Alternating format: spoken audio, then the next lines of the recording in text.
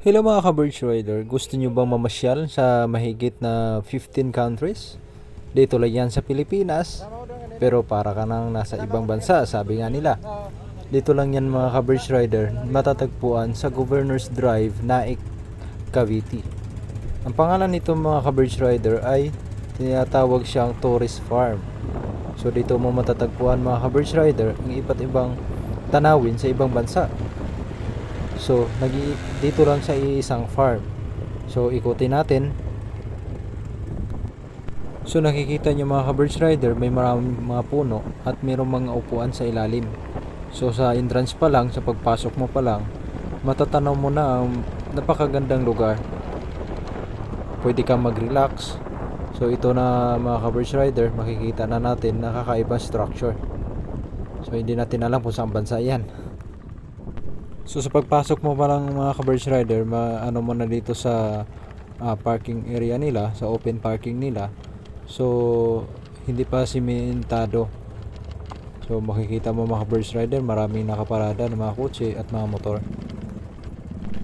So mga ka-Birch Rider, nauna na yung kapatid ko para kumuha ng ticket para pagpasok natin ay dire-diretso na.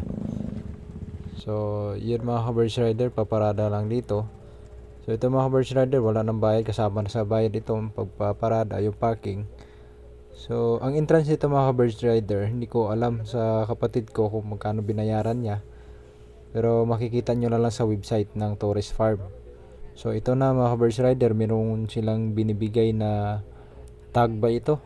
Ilalagay natin sa ating kamay para papatunay na bayad tayo pumasok sa farm nila.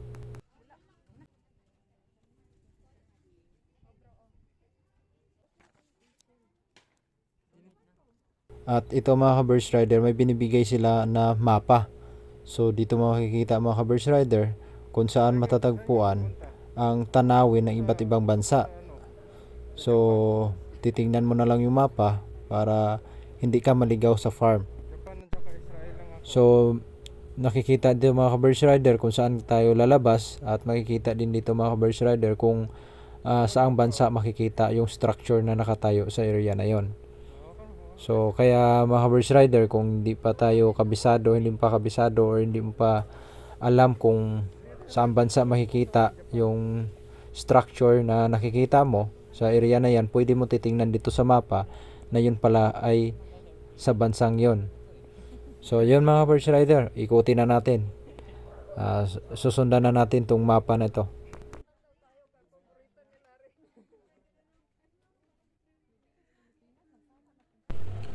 Mga ka-Birch Rider, kapag pumunta ka sa lugar na ito, kung wala ka mang dalang pagkain o wala kayong dalang pagkain, hindi nyo napaghandaan ang halimbawa na daanan nyo lang tong area na ito at pumasok kayo, huwag kayong mag-alala mga ka-Birch Rider kasi mayroong kainan dito sa loob. So hindi kayo magugutom, basta ang importante mayroon lang kayong pambayad. So ito na nga mga ka-Birch Rider, nag-umpisa na tayo mag-ikot, nag-umpisa ng lumakad, at ito yung tatlo mga kapatid ko na parang hindi alam kung saan pupunta. Sir, saan po kayo, sir? Egypt o ano?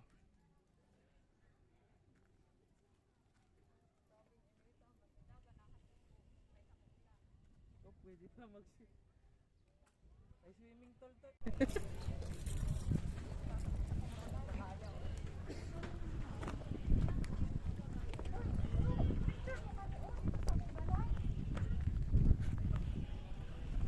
Liwanag yung pool.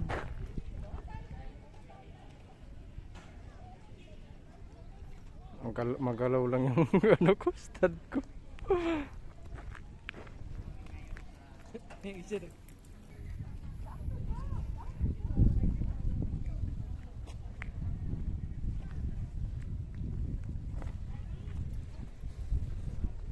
Cellphone mo dito aasahan.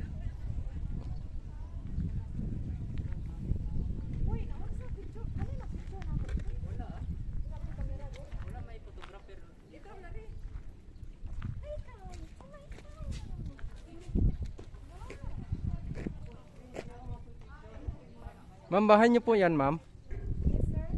Pasok kayo. Ba't sarado po? Nasa labas po kayo? Pinalayas po kayo? Nagpapahangin lang, sir. Uy,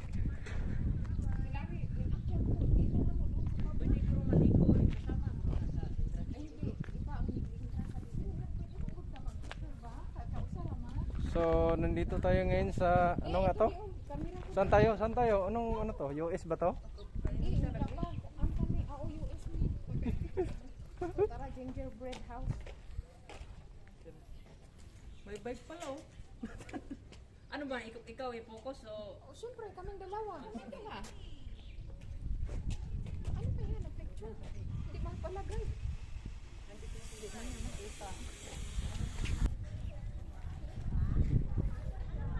So yun. So dito tayo ngayon sa ano, may mga taong nagpi-picture.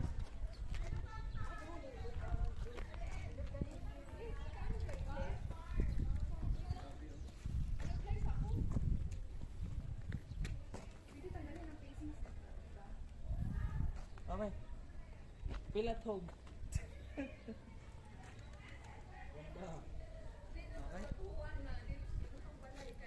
So mga ka-Birds Rider, continuous yung construction nito mga ka-Birds Rider kasi makikita mo meron pa mga ginagawa.